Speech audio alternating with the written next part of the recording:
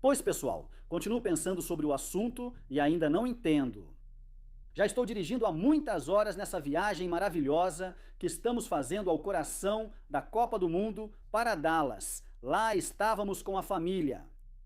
Parte fundamental da viagem, aliás, e vocês vão entender por quê, mas viajando da Flórida até o Texas, de Miami até Dallas, chegando a um lugar maravilhoso como é Nova Orleans, não tive tempo de ver tudo. Não passamos pela cidade, mas na volta vamos parar para aproveitar Nova Orleans, especialmente porque precisamos nos apressar para começar o programa. O dia da inauguração da Copa do Mundo já é amanhã, dependendo de quando você estiver vendo isso. Já estamos estreando nesta quarta-feira, 10 de junho, a Copa começa no dia 11 e aí fazemos nosso primeiro programa na TV, nesta TV norte-americana, onde vamos ficar esses 40 dias reportando, por um lado, mas também neste canal, com o conteúdo de sempre, que isso não vai faltar. E como eu disse, eu estava pensando, porque hoje, claro, foram tipo umas... Quanto será que fizemos hoje? Bom, dirigindo mesmo, foram umas 7 horas, mas entre paradas e tal, no total, umas 10 e pouco. Nisso... E eu ficava pensando nesse assunto de que deve ter alguma coisa ali que eu não percebi, nem eu, nem muita gente, mas os oráculos, esses florentinistas, que sempre entendem tudo e que dizem para nós, meros mortais, dizem aquilo de nada. Vocês não entendem, é um plano mestre, é uma genialidade, mas por quê? Vocês vão ver. Bom, então vamos ver, Tomara que passem alguns dias e isso tem que resultar em algo. Ou seja, para mim não serve e é sério. Quando menciono esses oráculos florentinistas e os que sempre justificam tudo o que o Real Madrid e Florentino fazem, lembrando que nos últimos 26 anos, Florentino é o Real Madrid, né? Com uma pausa, aquela de 3 anos. Mas tudo o que ele faz tem um sentido e tudo está bem feito. Pois para isso, para eles, nunca vão te reconhecer. Que talvez tenha havido algo que não estava bem planejado, porque senão eles caem no chão. Eles colapsam, caem no chão e desmaiam, né?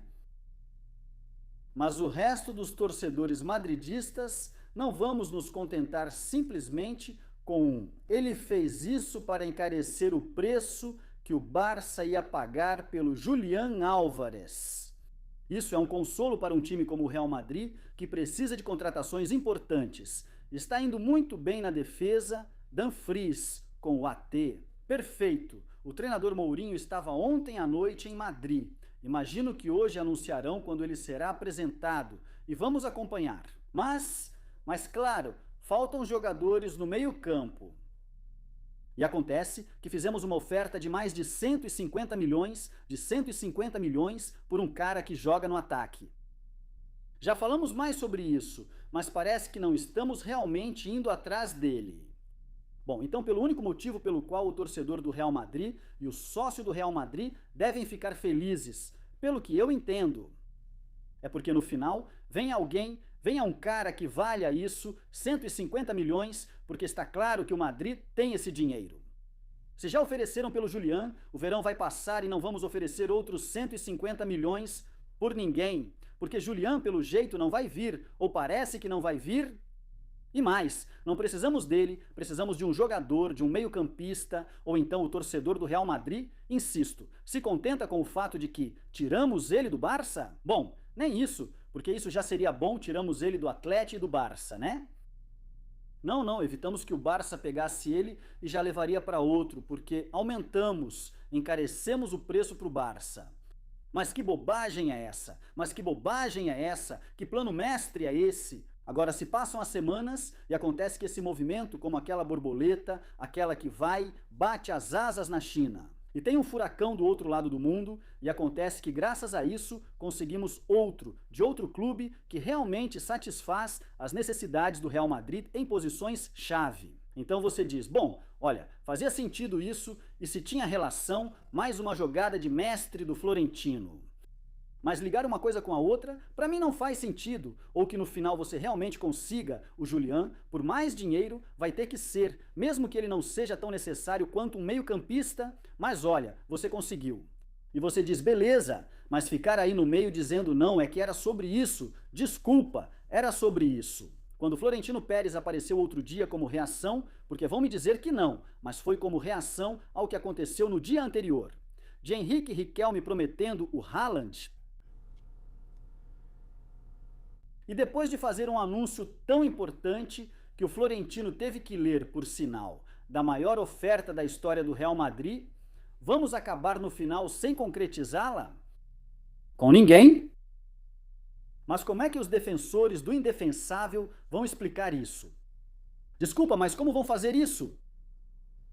Eu realmente não, quer dizer, não sei, não entendo nada. Entre os que vão se desinscrever do canal e os que vão dar dislike, eu espero que antes de irem embora, deixem um comentário e me expliquem, de verdade, me expliquem. Mas olha, pode acontecer que, insisto, eu tenha que engolir minhas palavras e que depois vocês me lembrem deste vídeo daqui a um tempo e digam, olha, era para isso. Bom, então perfeito, mas é que eu não estou dizendo que isso já acabou. Eu realmente espero que não acabe, porque como sócio do Real Madrid e como torcedor do Real Madrid, espero que isso chegue a um bom desfecho. Seja qual for, mas que se concretize em um jogador que a gente precise, pelo valor que o Florentino disse que o Real Madrid iria oferecer, porque em teoria nós temos, que são 150 milhões ou mais. Qualquer coisa diferente disso vai me decepcionar. Mas volto a dizer, os oráculos do Florentino, o pessoal, os oficialistas, hardcore e tal, esses parecem que vão ficar satisfeitos com isso. Pois veja!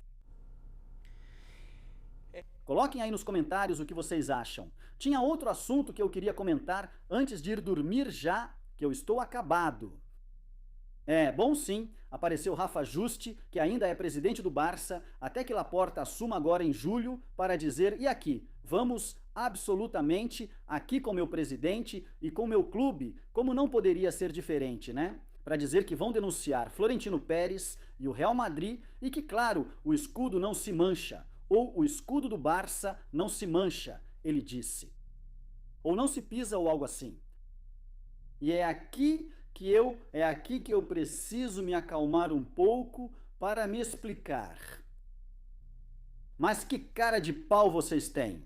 Foram vocês que fizeram isso, até 4 presidentes seguidos durante 20 anos, pagando ao vice-chefe dos árbitros, algo que vocês não podiam fazer. Não por uma lei que fazia isso prescrever, infelizmente, prescreveu. Nem pela ética que se espera de um clube que está disputando competições com outros clubes em âmbito nacional. O que é isso de pagar ao segundo chefe dos árbitros?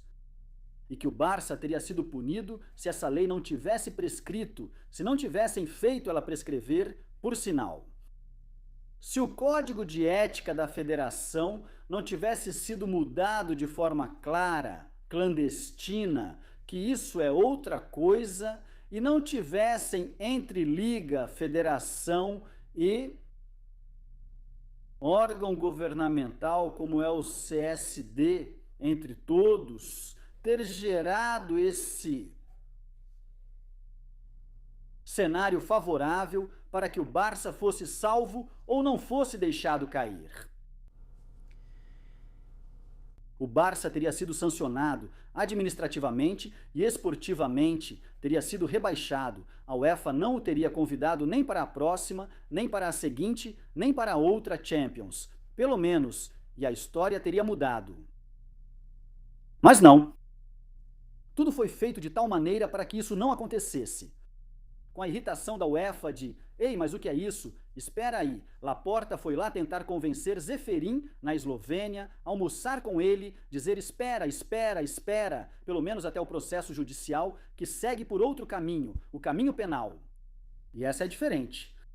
O Barça deve ser processado como pessoa jurídica, mas, é claro, e os presidentes acusados, aqueles que estão dentro desse período em que isso está previsto no Código Penal, está tipificado como corrupção esportiva.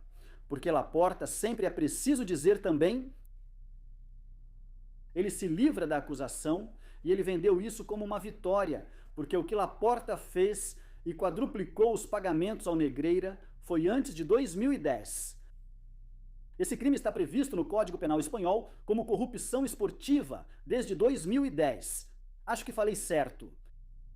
Por isso Laporta não está acusado.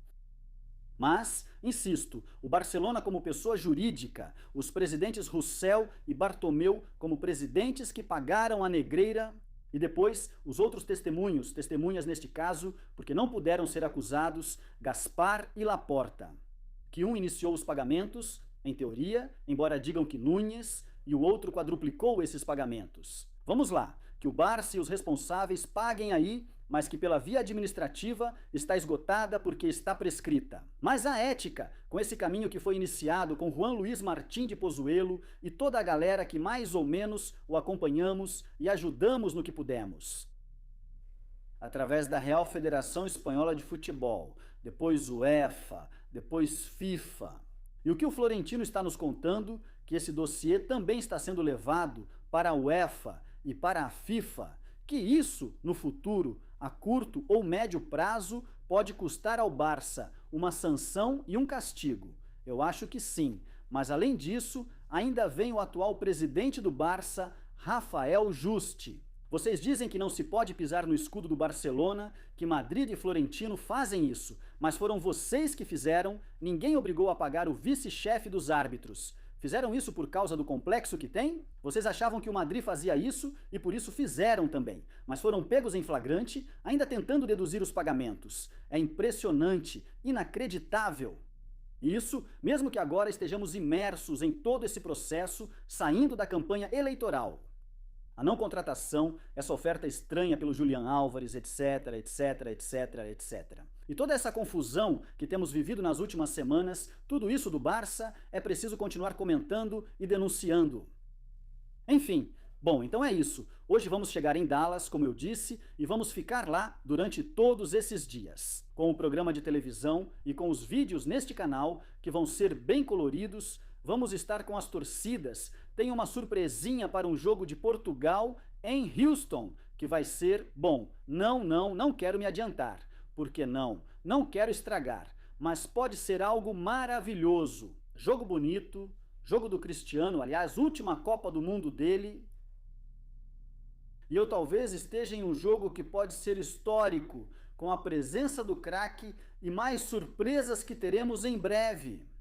Deem hype nesse vídeo, por favor, deixem o like se gostaram, inscrevam-se no canal, comentem, compartilhem e a gente se vê no próximo. Tchau!